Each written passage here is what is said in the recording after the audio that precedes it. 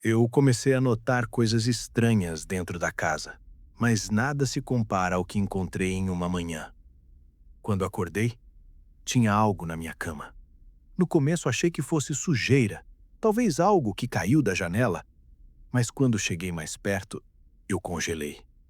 Era uma bola de cabelo, comprido, escuro, embolado e sujo, como se tivesse sido tirado da terra, com pequenos pedaços de algo que parecia barro seco.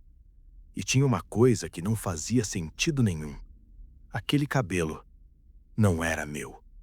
Eu não fazia ideia de como aquilo tinha ido parar ali e, para ser sincero, nem queria pensar muito sobre isso naquele momento, porque no fundo eu sabia que se começasse a tentar entender, minha cabeça ia me levar direto para a pior explicação possível. Só que aquilo foi só o começo. Obrigado por estarem aqui mais uma vez, por darem play e deixarem a gente entrar, nem que seja por alguns minutos no seu dia.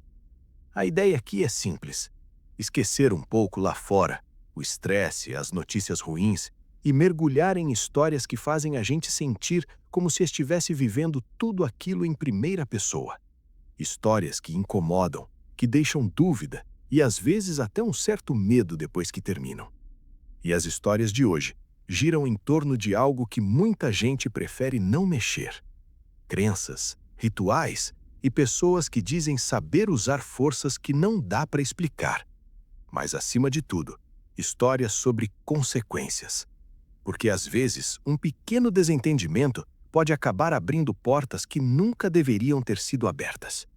Então, se prepara, porque o que você vai ouvir agora aconteceu de verdade com alguém que só queria viver em paz. Isso aconteceu há alguns anos, quando eu fui morar sozinho pela primeira vez. Eu tinha pouco mais de 20 anos e consegui alugar um quarto em uma casa antiga. Sabe aquelas casas grandes que um dia foram de uma única família, mas com o tempo foram divididas e transformadas em vários quartos para aluguel? Era exatamente assim. Tinha um corredor longo, várias portas lado a lado, um pequeno pátio no meio e uma cozinha compartilhada por todo mundo. Não era bonito nem confortável, mas era barato e ficava relativamente bem localizado. Para mim, naquele momento, já era mais do que suficiente. Ao todo, deviam morar umas 6 pessoas ali, cada uma no seu espaço, cada uma com a sua rotina.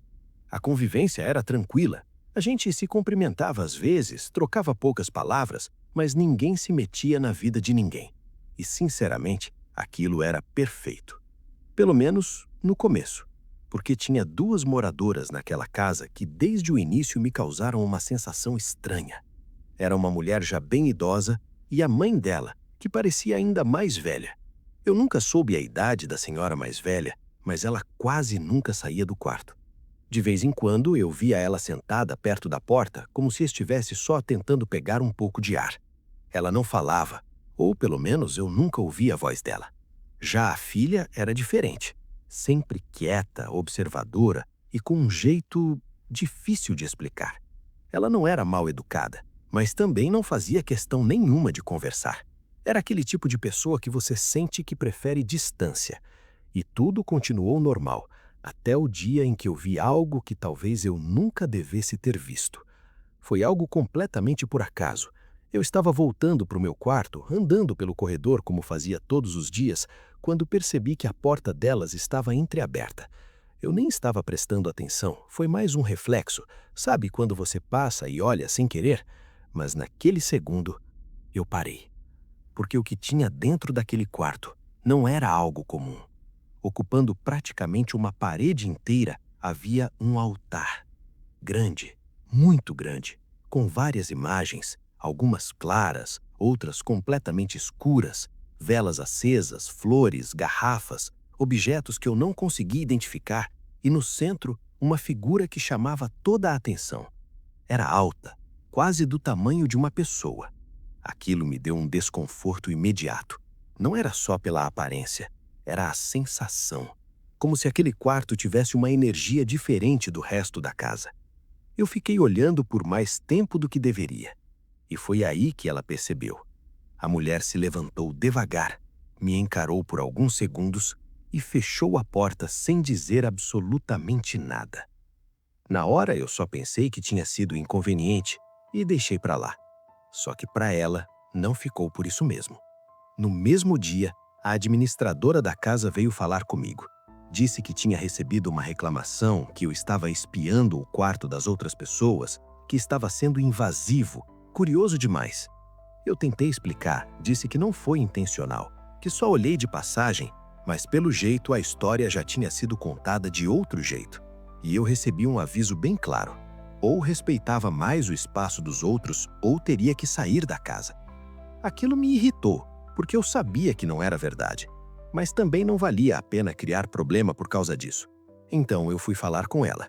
Encontrei a mulher no corredor e tentei resolver da forma mais tranquila possível.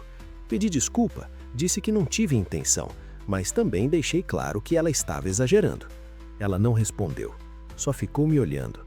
Um olhar frio, parado, difícil de sustentar. Depois disso, simplesmente virou as costas e foi embora.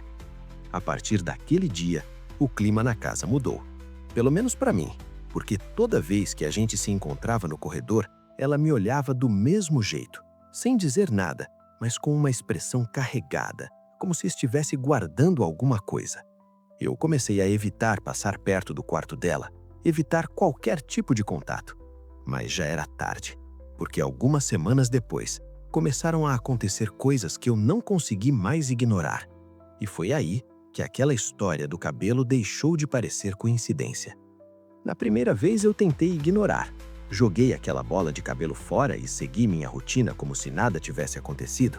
Eu não queria alimentar aquilo na minha cabeça, porque no fundo eu sabia exatamente para onde meus pensamentos iam me levar. E eu não queria chegar lá. Só que alguns dias depois, aconteceu de novo.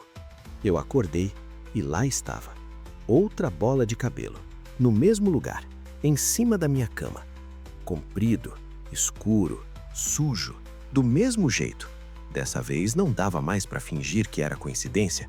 Aquilo me deixou com uma sensação muito ruim, como se alguém tivesse entrado no meu quarto enquanto eu dormia. Mas não tinha sinal de arrombamento, nada fora do lugar, nada que explicasse aquilo. A única coisa que mudou foi o jeito que eu comecei a me sentir dentro daquela casa. Eu já não ficava mais tranquilo, sempre com a impressão de que tinha algo errado. E então veio a madrugada da maçã. Eu acordei no meio da noite com a boca completamente seca. Uma sede estranha, daquelas que te obrigam a levantar.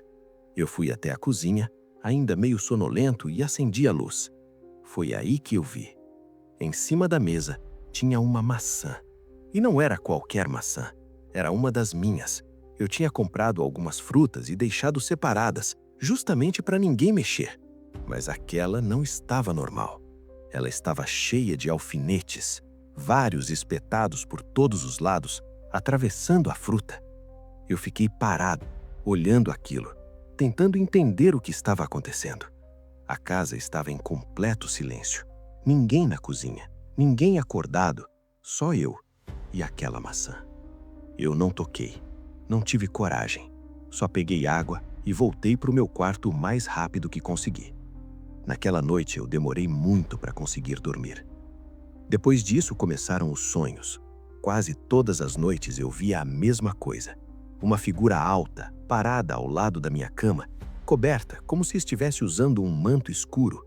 Eu não conseguia ver o rosto, só a silhueta, mas eu sabia que aquilo estava me observando. E o pior não era o sonho em si, era a sensação quando eu acordava, porque eu abria os olhos e por alguns segundos parecia que a figura ainda estava ali, parada, no mesmo lugar, como se não fosse só um sonho. Teve uma manhã que eu levantei na hora, revirei o quarto inteiro, olhei embaixo da cama, atrás da porta, mas não tinha nada, só que a sensação não ia embora. E foi nesse ponto que eu percebi uma coisa. Aquilo estava piorando, e eu não fazia ideia de até onde aquilo podia chegar. Teve um dia que eu simplesmente não aguentei mais guardar aquilo para mim. Eu precisava falar com alguém, qualquer pessoa. E foi aí que eu lembrei de um senhor que sempre ficava sentado do lado de fora da casa ao lado. Foi ele, inclusive, quem tinha me indicado aquele lugar quando eu estava procurando onde morar. Como a gente já se cumprimentava às vezes, eu resolvi me aproximar. Comecei falando meio na brincadeira, tentando não parecer paranoico. Contei por cima sobre o cabelo, sobre a maçã, sobre as coisas estranhas acontecendo, mas conforme eu fui falando, fui percebendo que ele não estava achando graça nenhuma. Ele ficou em silêncio, me olhando, como se já soubesse de alguma coisa.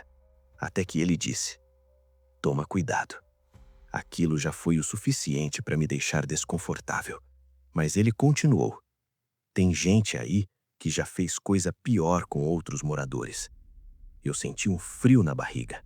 Perguntei o que ele queria dizer com aquilo e foi então que ele soltou: "Já jogaram coisa pesada em gente daquela casa."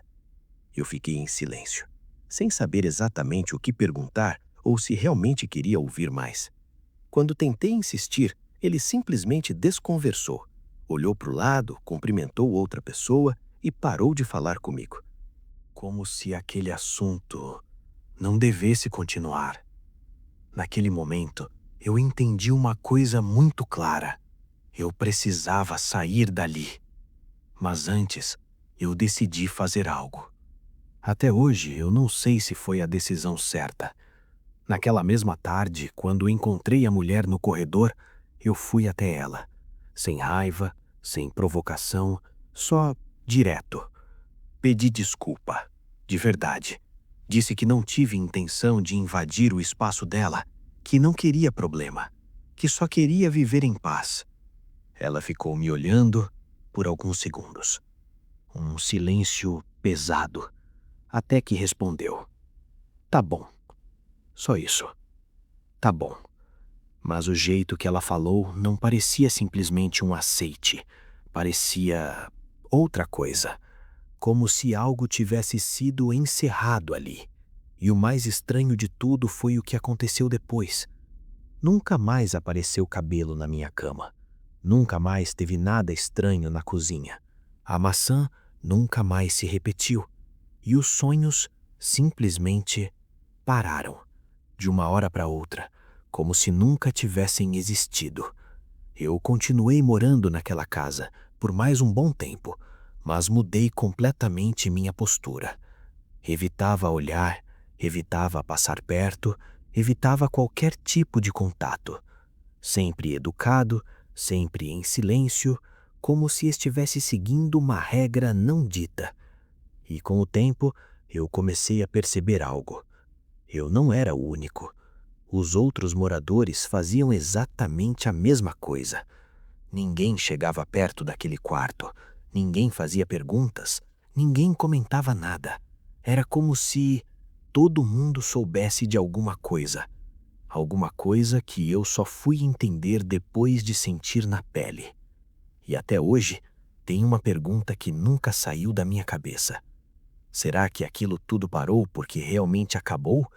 Ou porque eu finalmente fiz o que ela queria?